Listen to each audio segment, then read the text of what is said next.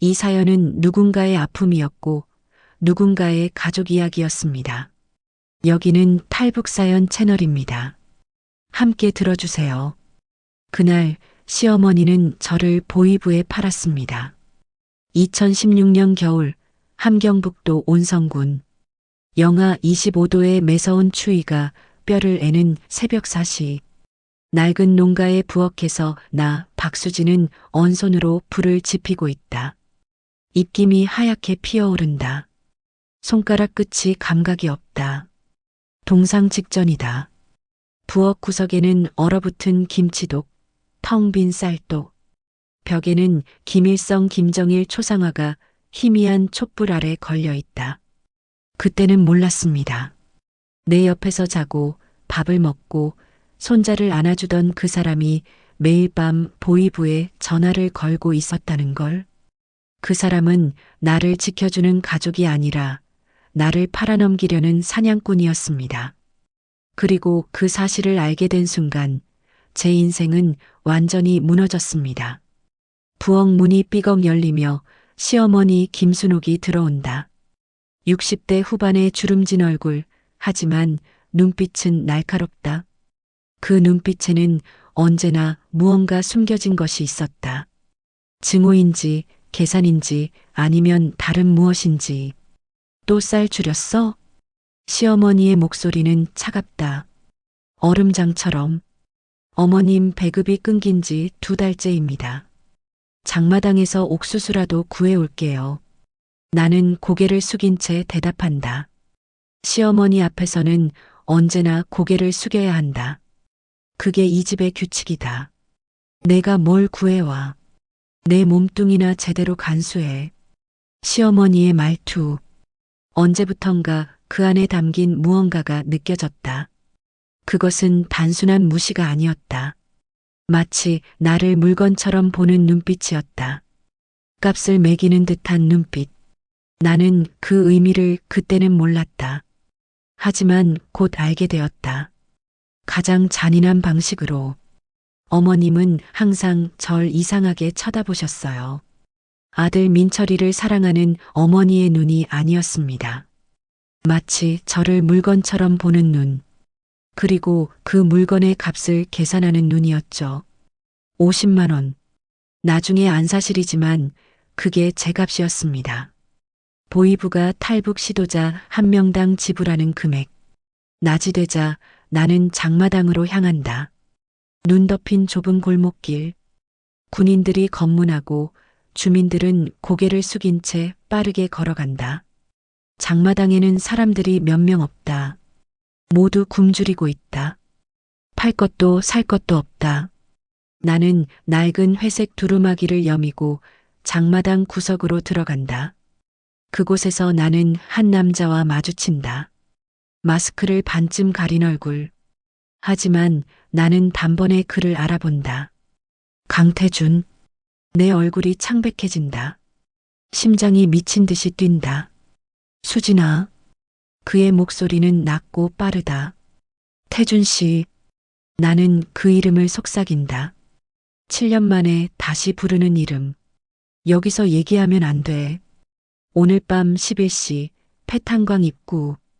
태준이 재빨리 종이 쪽지를 내 손에 쥐어주고 사라진다. 나는 떨리는 손으로 쪽지를 펼친다. 내일 밤 두만강 함께 가자. 태준. 태준 씨. 7년 전 제가 민철이와 결혼하기 전 사랑했던 사람. 탈영죄로 수용소에 끌려갔다고 들었는데 살아 있었어요. 그리고 그는 탈북을 계획하고 있었습니다. 화면이 회상으로 전환된다. 7년 전 따뜻한 여름 저녁. 두만 강변 숲속. 젊은 나와 태준이 손을 잡고 있다. 강물 소리, 풀벌레 소리. 멀리 초소의 불빛이 깜빡인다. 수진아, 나랑 같이 넘어가자. 중국만 건너면 우리 자유롭게 살 수 있어. 안 돼요. 엄마가 병원에 계셔요. 저 혼자 두고 갈 수 없어요.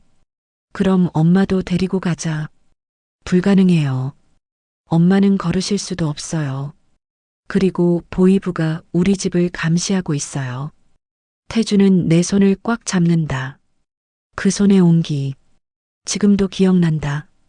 그럼 난 여기 남을게. 너랑 같이. 안 돼요. 당신은 탈영자예요. 언젠가 잡혀요. 제발 저 없이 가세요. 난 널 사랑해. 저도요. 하지만 이게 우리가 살 수 있는 유일한 방법이에요. 우리는 마지막 포옹을 나눈다. 그리고 태주는 어둠 속으로 사라진다. 나는 그때 그가 정말로 사라질 줄 알았다. 하지만 그는 돌아왔다. 7년 후에 내 인생을 완전히 뒤바꾸기 위해 현재로 돌아온다. 나는 집으로 돌아온다. 하지만 집 앞에 검은 승용차가 서 있다. 보이부 차량이다. 내 심장이 쿵쾅거린다. 다리가 후들거린다. 집 안으로 들어서자 거실에 보이부 요원 2명이 앉아 있다. 시어머니 순옥이 그들에게 차를 따르고 있다. 마치 손님을 맞이하듯이. 박수진 동무 앉으시오. 40대의 보이부 요원 리성철이 나를 쳐다본다. 그의 눈빛은 냉혹하다. 무슨 일이십니까? 내 목소리가 떨린다. 온몸이 얼어붙는다. 별일 아니오. 장마당에서 누구 만났소? 내 얼굴이 하얗게 질린다. 그들이 보고 있었다. 태준과의 만남을. 어떻게? 누가? 아무도 만나지 않았습니다. 거짓말. 오늘 오전 10시 37분 장마당 북쪽 구역. 마스크 쓴 남자와 15초간 대화. 무슨 얘기했소? 나는 말문이 막힌다. 머릿속이 하얗게 변한다.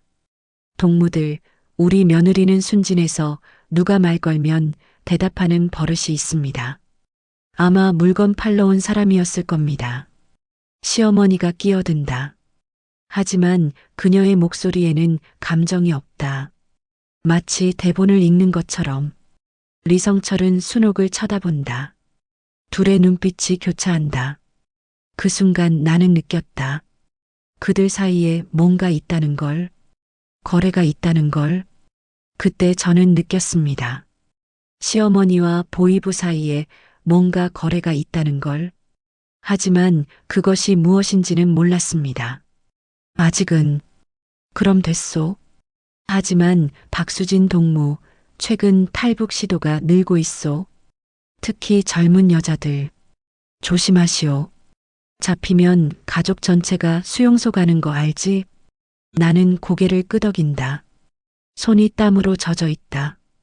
보이부 요원들이 나간다. 문이 닫히자마자 순옥이 나를 노려본다. 뭐 하려고 그래? 어머님? 내가 모를 줄 알아? 너 태준이랑 다시 만났지? 내 숨이 멎는다. 어떻게 아는 거지? 어떻게? 7년 전에도 내가 너희 둘 떼어놨어. 탈영자 같은 놈이랑 우리 집안 며느리가 될 뻔했다고? 천만에. 그래서 내가 보이부에 신고했지. 태준이 내 엄마 병원비 대줬던 거 다 그놈이 훔친 굴량미 팔아서 만든 돈이야.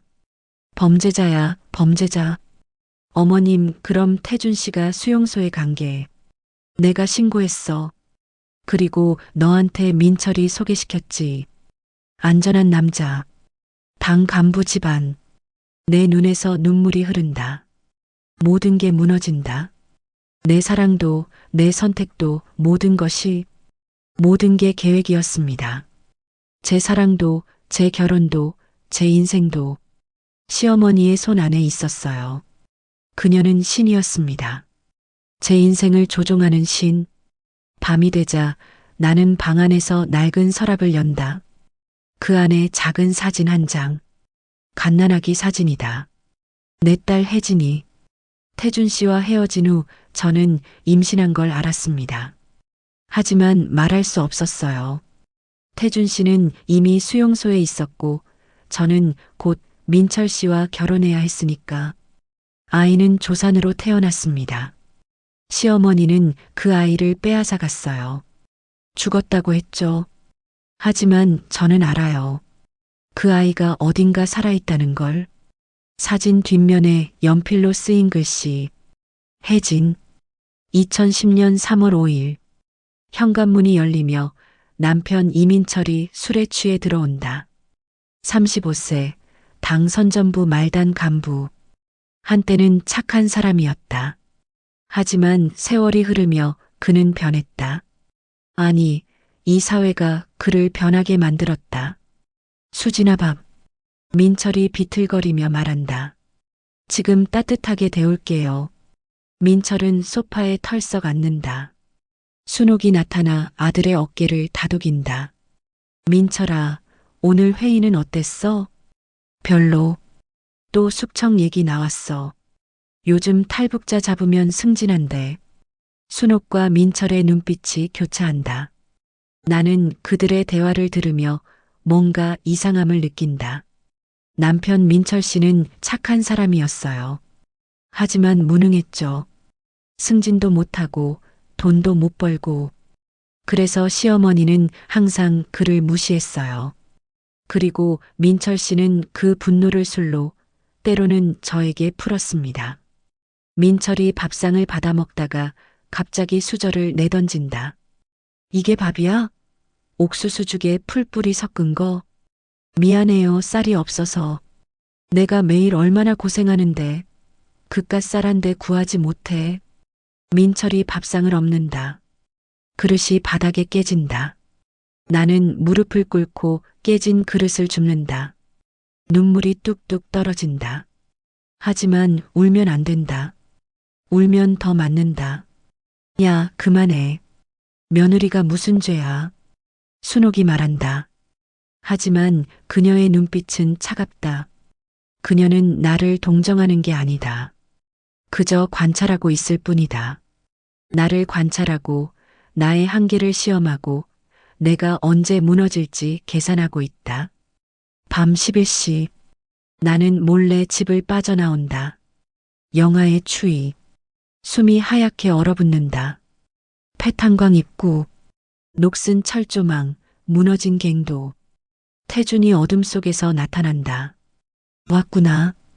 태준 씨, 당신 어떻게 수용소에서 탈출했어? 3년 전에. 3년이나 숨어 살았어.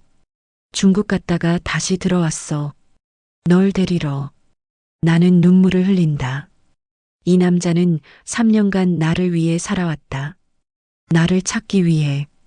저 못 가요. 왜? 민철 씨가 남편이 있어요. 그리고 시어머니가 절 감시해요. 그럼 더 가야지. 여기 있으면 죽어. 나 다 알아. 내 시어머니 보이부랑 연결돼 있어. 탈북자들 신고해서 돈 받아. 내 눈이 커진다. 귀를 의심한다. 뭐라고요? 내 시어머니 김순옥. 지난 3년간 탈북 시도자 12명 신고했어.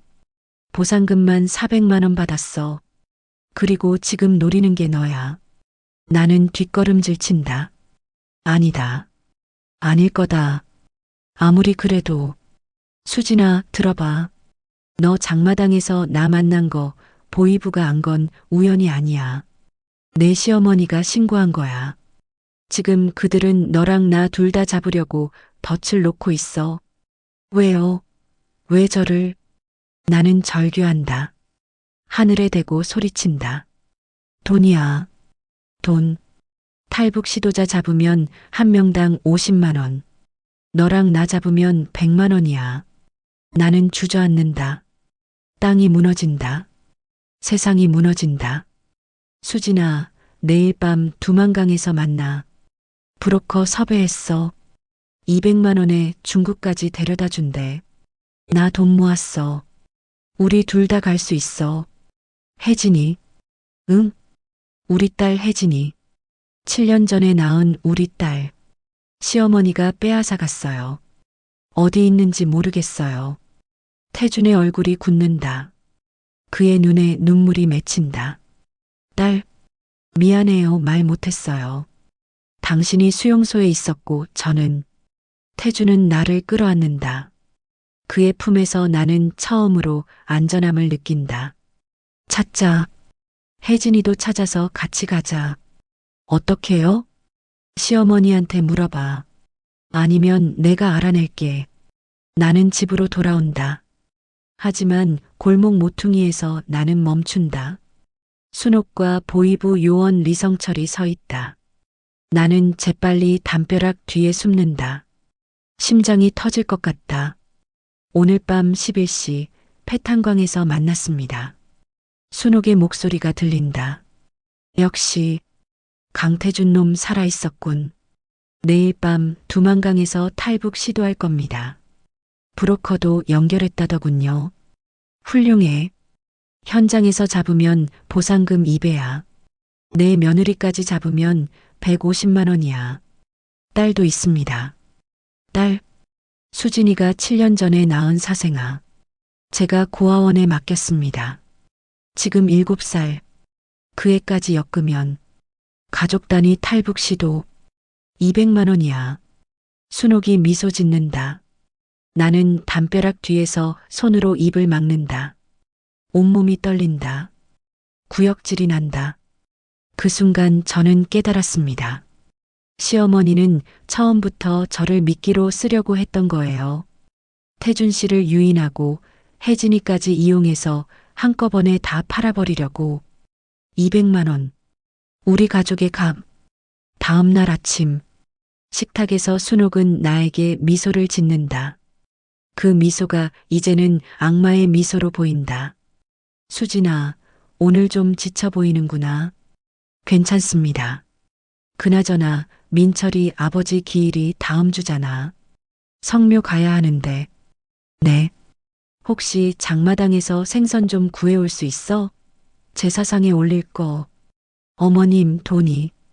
여기 10만 원. 큰 게 사와. 순옥이 지갑을 꺼낸다. 나는 지갑을 받는다. 하지만 나는 안다. 이건 선물이 아니라 덫이라는 걸. 시어머니는 제가 그 돈을 들고 태준 씨를 만나길 원했어요. 그래야 증거가 되니까. 탈북 자금이라고 몰 수 있으니까. 모든 것이 계획이었습니다. 처음부터 끝까지.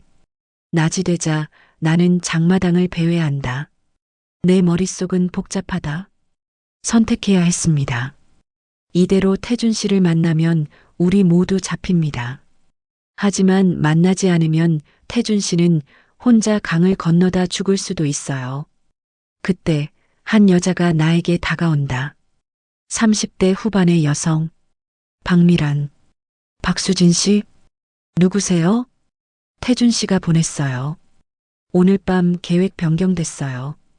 뭐가요? 보이부가 우리 감시하고 있어요. 오늘 밤 두만강은 위험해요. 대신 압록강으로 가요. 압록강? 거기가 더 멀잖아요. 안전해요. 제 사람들이 대기하고 있어요. 오늘 밤 9시 기차역 뒤편 창고. 거기서 만나요. 미란이 내 손에 쪽지를 쥐어주고 사라진다. 나는 쪽지를 펼친다. 믿어줘. 태준. 저녁이 되자 나는 집으로 돌아온다. 민철이 소파에 앉아 텔레비전을 보고 있다. 순옥은 부엌에서 뭔가를 준비하고 있다. 저 말씀 좀 드릴 게 있어요. 민철과 순옥이 동시에 나를 쳐다본다. 저 친정 엄마 병원 가봐야 할 것 같아요. 오늘 밤. 갑자기 순옥이 의심스러운 눈으로 나를 본다. 아까 연락 왔어요. 상태가 안 좋다고. 그럼 나도 같이 갈게. 민철이 일어난다. 아니, 괜찮아요. 혼자 다녀올게요. 무슨 소리야? 밤에 여자 혼자 나가면 위험해. 민철아, 그냥 보내줘. 며느리도 친정 엄마 보고 싶겠지. 순옥이 끼어든다. 민철과 순옥의 눈빛이 교차한다. 나는 그들의 대화 속에서 무언가 이상함을 느낀다. 그때 깨달았습니다. 민철 씨도 알고 있었어요. 시어머니가 저를 이용하고 있다는 걸. 하지만 그는 아무 말도 안 했어요. 왜냐하면 그도 그 보상금을 원했으니까. 가족 전체가 나를 배신하고 있었습니다. 밤 9시 나는 기차역 뒤편 폐창고로 향한다. 어둡고 축축한 창고, 녹슨 철제 선반들, 깨진 유리창, 쥐가 바닥을 긁는 소리. 태준이 어둠 속에서 나타난다. 그리고 브로커 미란도 함께 있다. 수진아. 나는 태준의 품에 안긴다. 그의 심장 소리가 들린다. 태준 씨 시어머니가 우릴 팔았어요. 알아. 그래서 계획 바꿨어. 미란이 차분하게 말한다. 지금 두만강 쪽은 보이부 병력이 3배로 늘었어요. 대신 압록강 쪽 루트 썼어요. 오늘 밤 11시 출발해서 새벽 3시에 강 건너요. 중국 쪽에 제 사람들이 대기하고 있어요. 혜진이는 고아원 위치 확인했어요. 온성군 제3고아원. 거기서 20분 거리예요. 가는 길에 데리고 가요. 정말요? 우리 딸 두고 못 가. 태준이 고개를 끄덕인다. 그때 창고 밖에서 발자국 소리가 들린다. 세 사람은 얼어붙는다. 숨어요. 미란이 속삭인다. 우리는 창고 깊숙한 곳으로 숨는다. 창고 문이 열린다.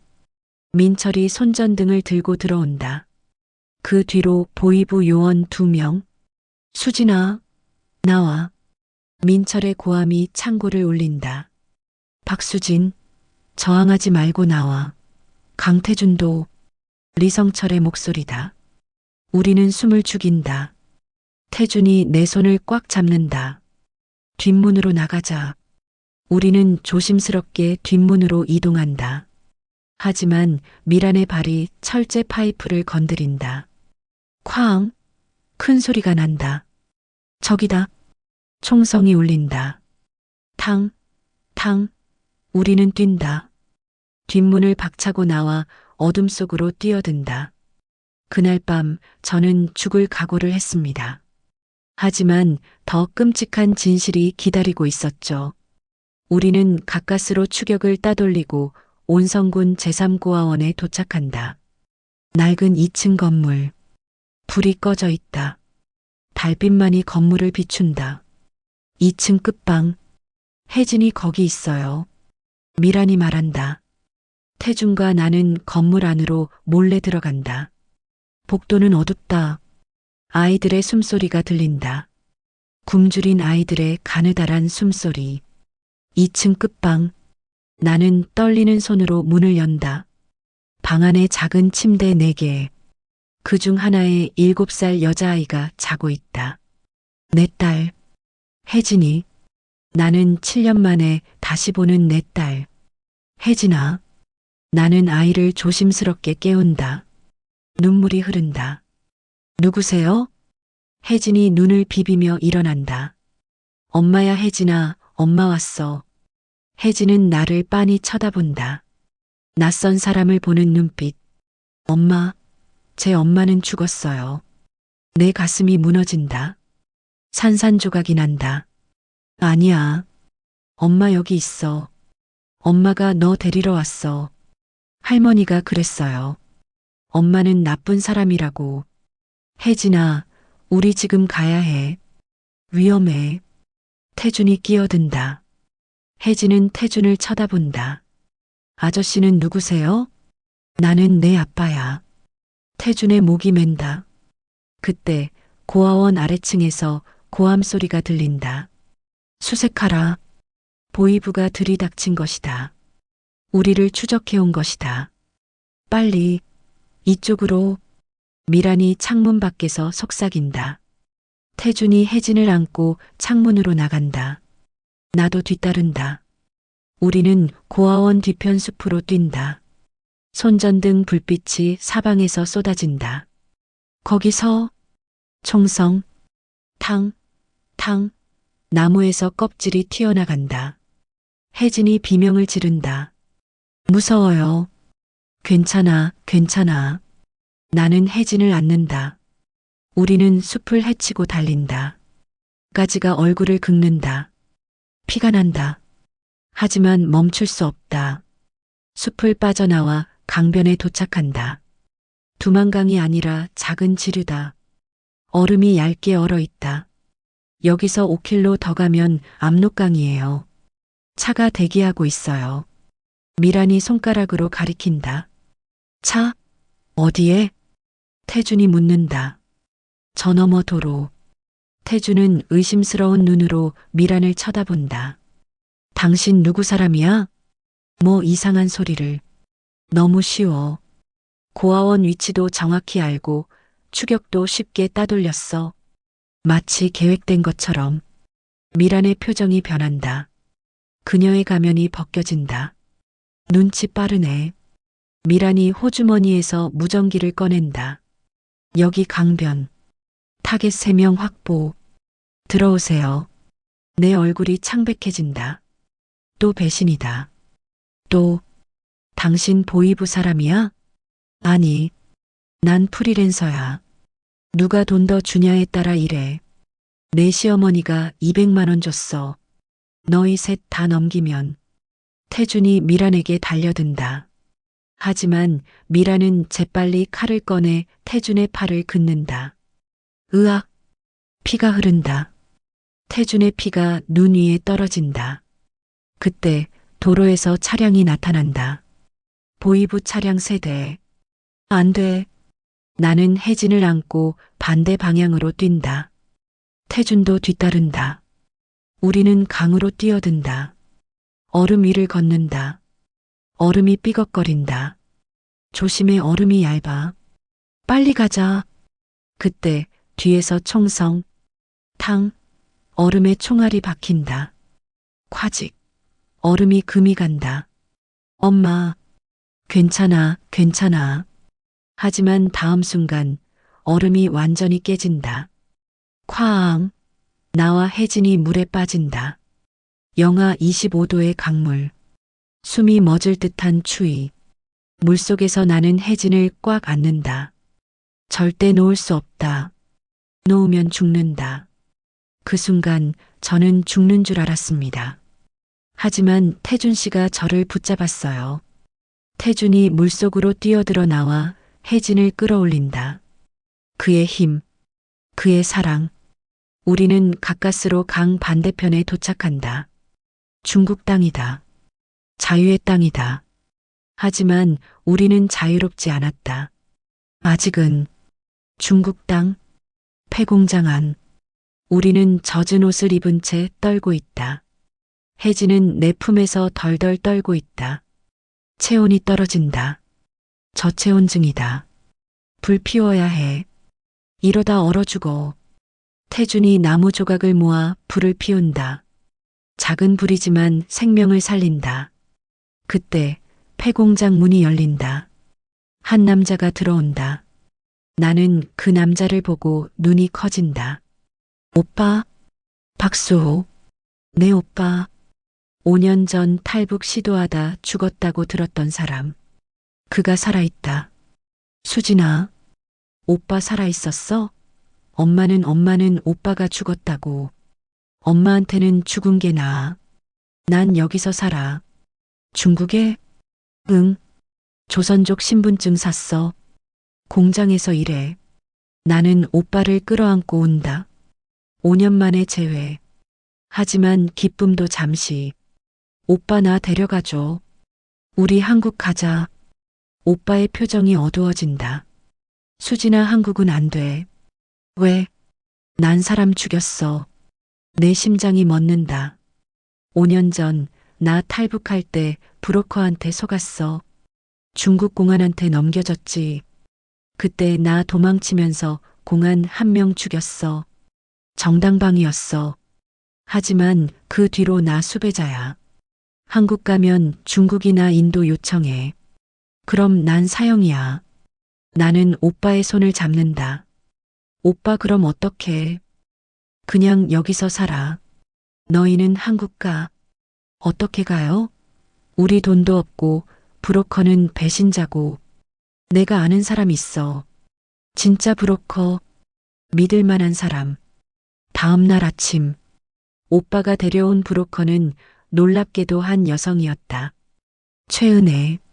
40대 탈북자 출신 브로커. 박수진 씨죠? 들었어요. 시어머니한테 팔릴 뻔했다고. 당신은? 저도 탈북자예요. 15년 전에 넘어왔죠. 지금은 사람들 한국 보내주는 일이에요. 얼마예요? 사람당 300만 원. 셋이면 900만 원. 내 얼굴이 굳는다. 그런 돈이 어디 있나? 그런 돈 어디서? 방법 있어요. 일하면서 모으면 돼요. 제가 일자리 소개해 줄게요. 1년이면 모아요. 1년? 아니면 다른 방법도 있어요. 뭔데요? 은혜가 머뭇거린다. 혜진이 중국 사람한테 입양 보내면 100만 원 받을 수 있어요. 내 얼굴이 창백해진다. 뭐라고요? 미안해요. 하지만 현실이에요. 여기서는 북한 아이들 많이 팔려요. 중국 한 자녀 정책 때문에 딸 원하는 사람 많거든요. 안 돼. 혜진이는 내 딸이에요. 나는 절규한다. 절대 안 된다. 절대로. 알아요. 그래서 다른 방법 찾아야죠. 그로부터 6개월. 나, 태준, 혜진은 중국 옌벤 지역의 한 농장에서 일한다. 불법 체류자. 신분증 없음. 공안에게 잡히면 북송. 나는 비닐하우스에서 고추를 딴다. 손이 갈라지고 피가 난다. 태주는 건설 현장에서 벽돌을 나른다. 허리가 끊어질 것 같다. 혜진은 작은 방에서 혼자 있다. 학교도 못 간다. 친구도 없다. 그 6개월은 지옥이었습니다. 하루 16시간 일하고 월급 50만 원. 셋이 먹고 살기도 빠듯했어요. 한국은 너무 멀었습니다. 마치 다른 우주처럼 멀게 느껴졌습니다. 농장 주인 왕 사장은 악마였다. 그는 우리를 사람으로 보지 않았다. 그저 일하는 짐승으로 봤다. 오늘 할당량 못 채우면 밥 없어. 왕 사장이 중국어로 말한다.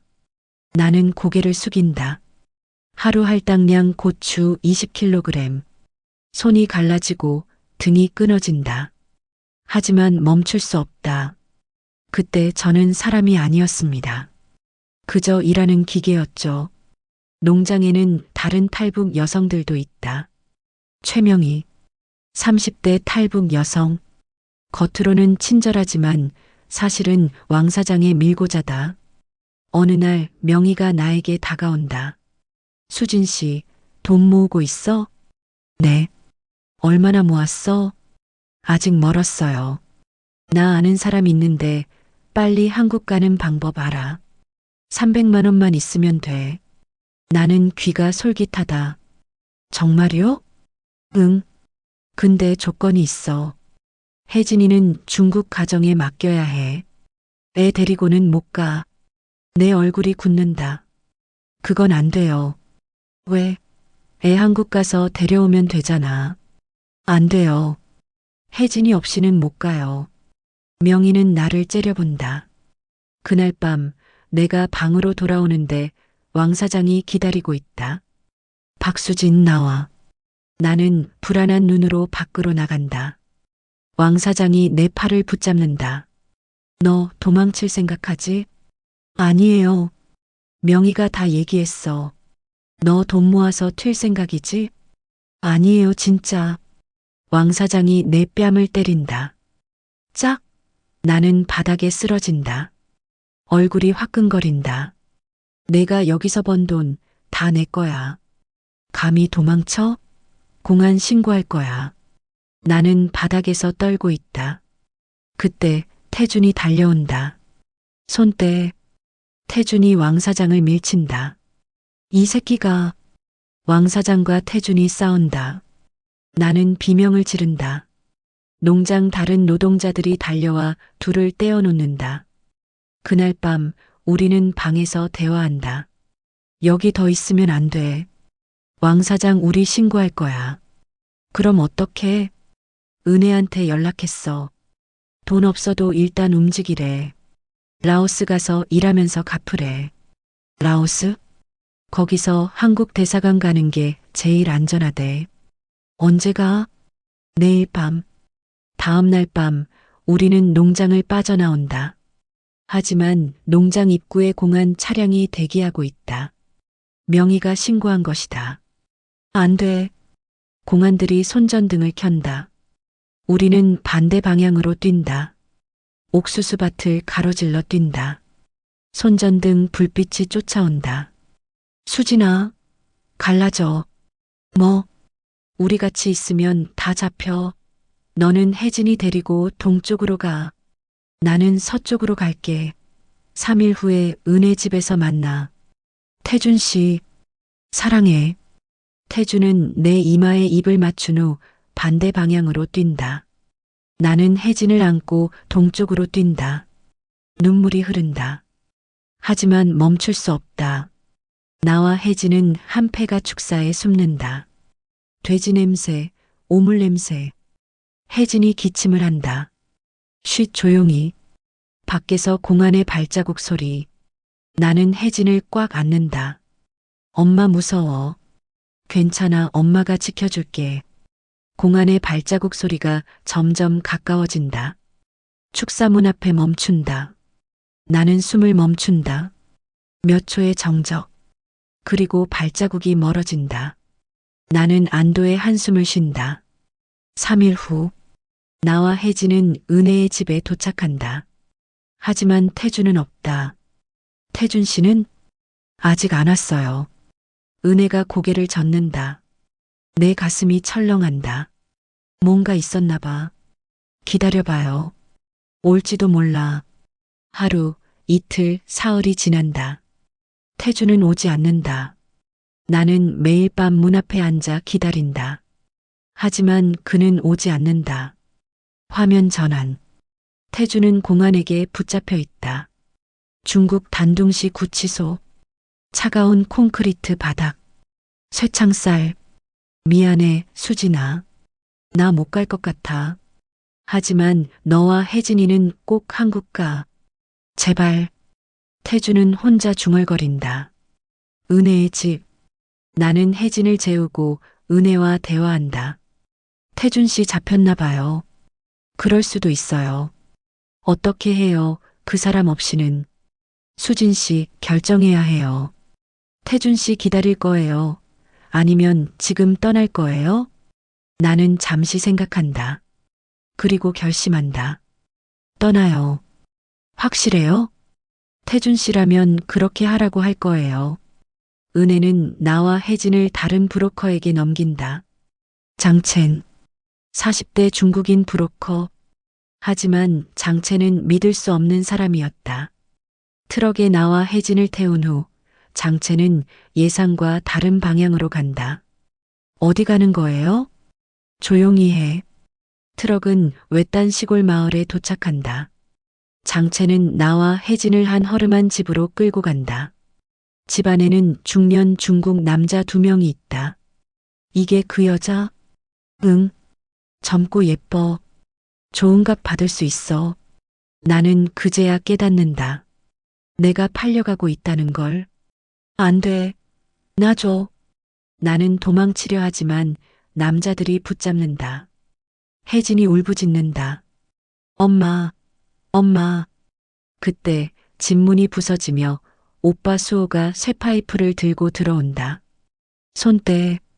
수호가 중국 남자들을 때린다. 격투. 나는 혜진을 안고 밖으로 뛴다. 수호가 뒤따라 나온다. 차, 빨리. 우리는 수호의 차를 타고 도망친다. 차 안에서 나는 울먹인다. 오빠 어떻게 알고? 은혜가 연락했어. 장첸 그놈이 배신자라고. 고마워. 수진아, 미안해. 뭐가? 엄마. 엄마 죽었어. 내 얼굴이 굳는다. 세상이 멈춘다. 뭐? 3개월 전.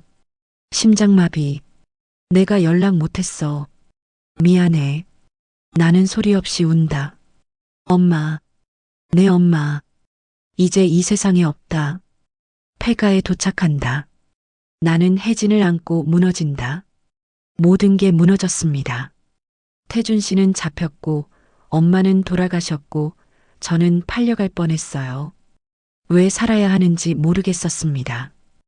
혜진이 내 얼굴을 만진다. 엄마 울지 마. 나는 혜진을 꽉 안는다.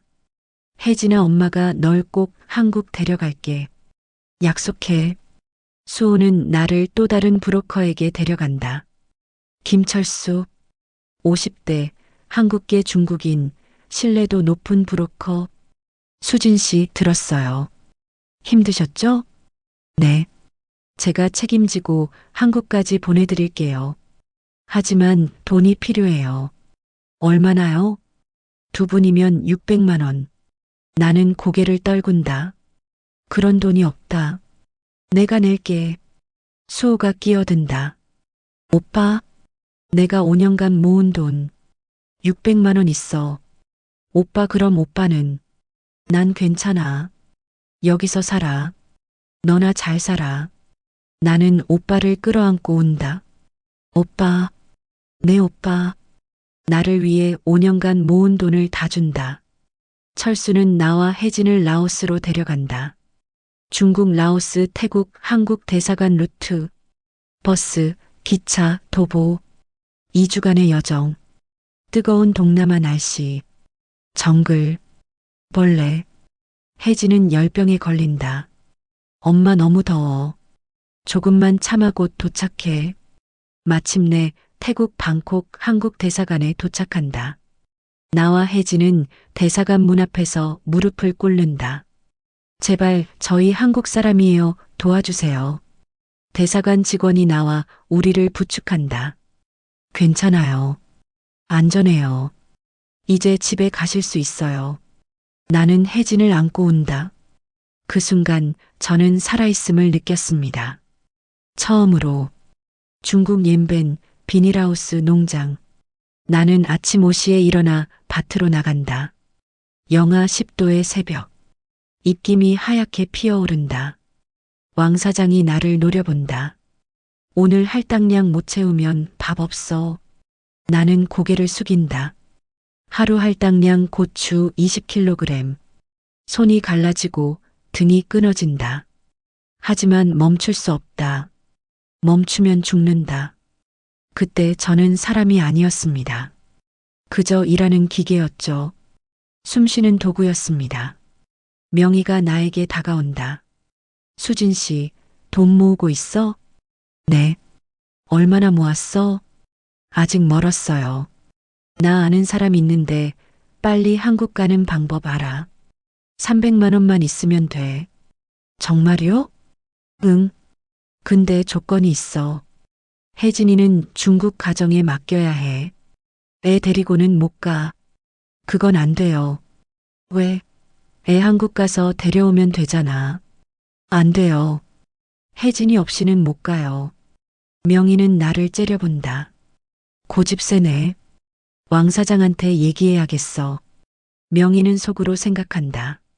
그날 밤 왕 사장이 나를 기다리고 있다. 박수진, 나와. 나는 불안한 눈으로 밖으로 나간다.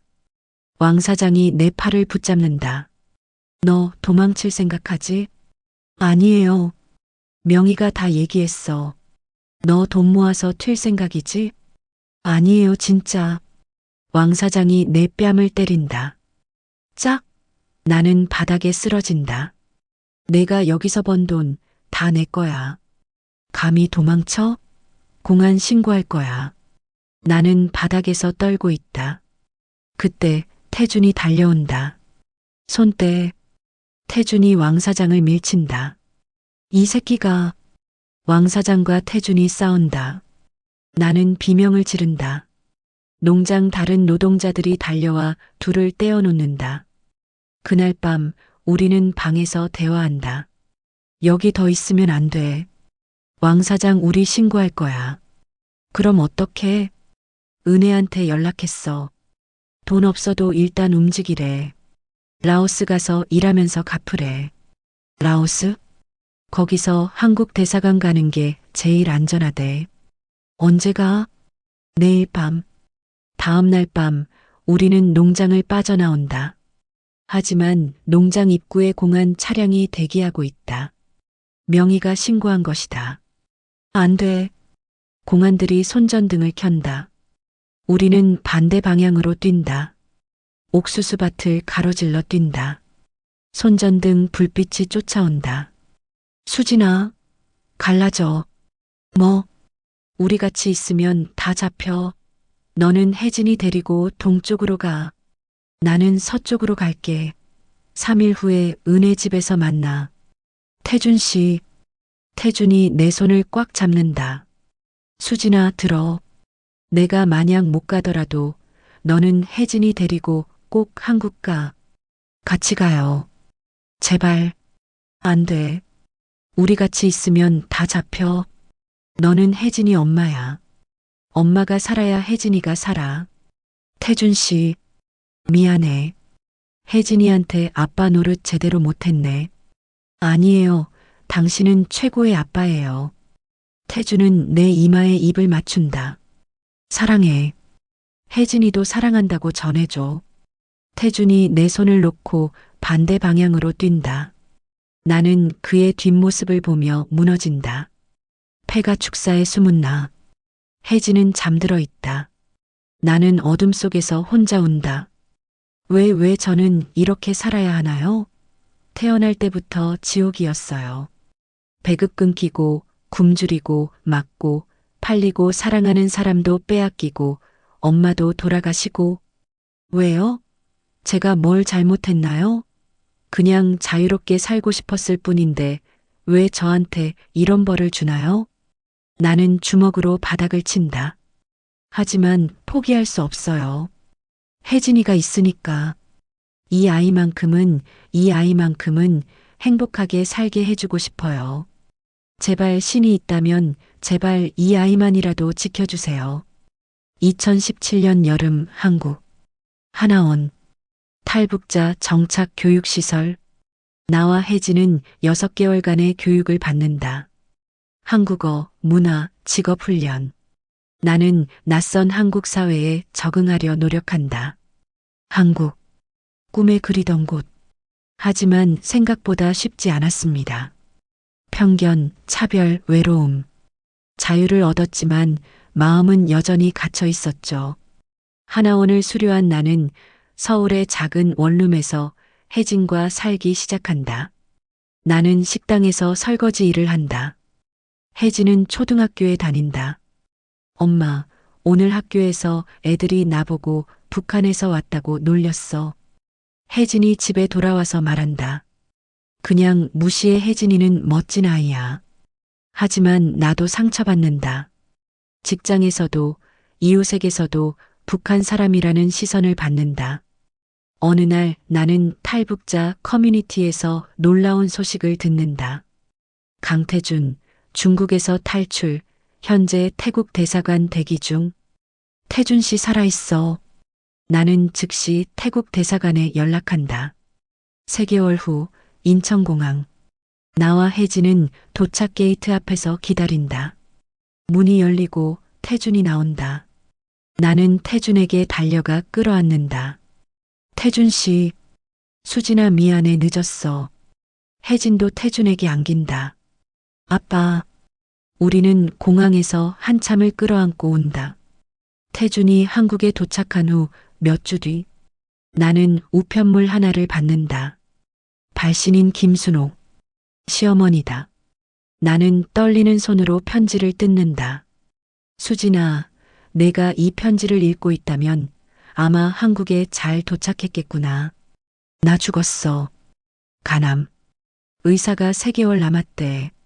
내가 미워하는 거 안다. 당연해. 나 너 보이부에 팔려고 했으니까. 하지만 수진아, 내가 왜 그랬는지 알아? 돈 때문이 아니야.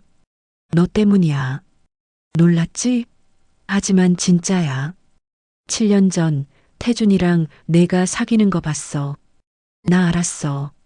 태준이 탈영자라는 것도. 그 사람 수용소 가면 너도 같이 끌려가. 가족 연좌제. 너 죽어. 그래서 내가 먼저 신고했어. 태준이만 잡히게. 그리고 민철이랑 결혼시켰어. 안전하게 살라고. 근데 내가 또 태준이 만났어.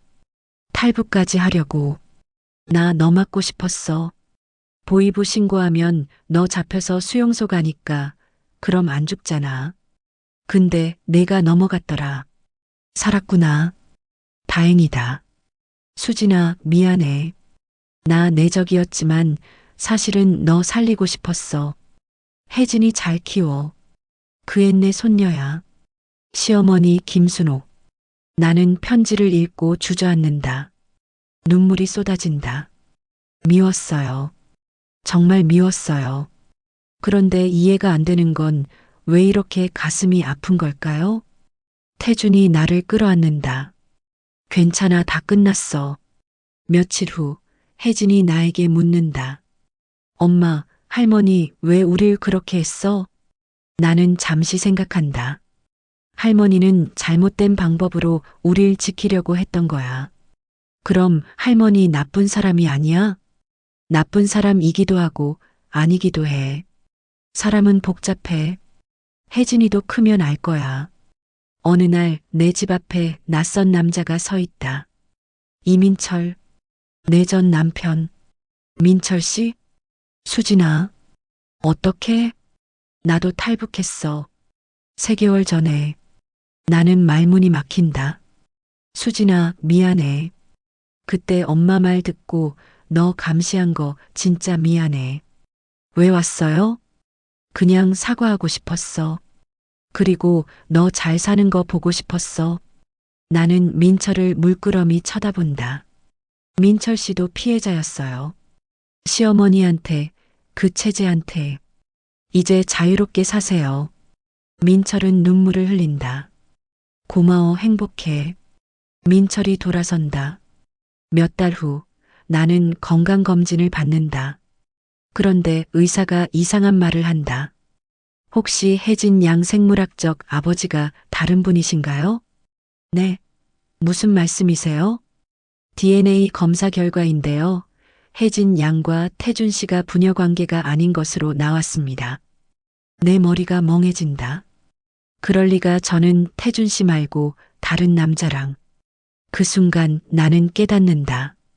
민철 씨와 결혼 직후 한 번 그때 나는 태준에게 사실을 말한다. 태준 씨, 혜진이가 당신 딸이 아니래요. 태준은 잠시 멍하니 있다가 내 손을 잡는다. 상관없어. 네. 내가 혜진이 아빠야. 혈연 같은 거 중요하지 않아. 내가 사랑하는 게 중요하지. 나는 태준을 끌어안고 운다. 3년 후 2020년 서울. 나는 작은 카페를 운영한다. 두만강 카페라는 이름. 탈북자들이 모여 커피를 마시고 이야기를 나눈다. 혜진은 중학생이 되었다. 밝고 건강하게 자란다. 태준은 건설회사에서 일한다. 우리는 작지만 행복한 삶을 살고 있다. 어느 날 나는 중국에서 온 편지를 받는다. 오빠 수호의 편지다. 수진아, 잘 지내니? 나는 여기서 잘 살고 있어. 결혼도 했어. 조선족 여자랑. 아이도 생겼어. 딸이야. 이름은 수진이야. 너 이름 따서 지었어. 너 보고 싶다. 하지만 나 한국은 못 가. 그래도 괜찮아. 너 행복하면 나도 행복해. 혜진이 잘 키워. 나중에 크면 중국 놀러와. 삼촌이 맛있는 거 사줄게. 사랑해, 동생. 오빠. 나는 편지를 읽고 미소 짓는다. 눈물도 흐른다. 카페 테라스. 나, 태준, 혜진이 함께 앉아 있다. 석양이 진다. 서울 하늘이 붉게 물든다. 엄마, 나 나중에 커서 뭐 할까? 혜진이가 하고 싶은 거 해. 나 엄마처럼 사람들 도와주는 일 하고 싶어. 나는 혜진의 머리를 쓰다듬는다. 그래. 혜진이는 착한 아이야. 태준이 내 손을 잡는다. 우리는 석양을 바라본다. 그날 저는 목숨 걸고 국경을 넘었습니다. 잃은 것도 많았습니다. 엄마, 시어머니, 지옥 같던 북한에서의 삶. 하지만 얻은 것도 많습니다. 자유, 사랑, 그리고 희망. 제가 살아남은 이유는 단 하나. 혜진이. 이 아이가 웃으며 살 수 있는 세상을 주고 싶었어요. 그래서 저는 오늘도 내일도 살아갑니다. 더 이상 도망치지 않습니다. 이제 저는 자유입니다. 당신이라면 얼마나 많은 것을 버릴 수 있습니까? 이 이야기는 누군가의 눈물이었고 지금도 이어지는 현실입니다. 좋아요, 구독, 알림 설정으로 이 목소리가 더 멀리 전해지도록 도와주세요.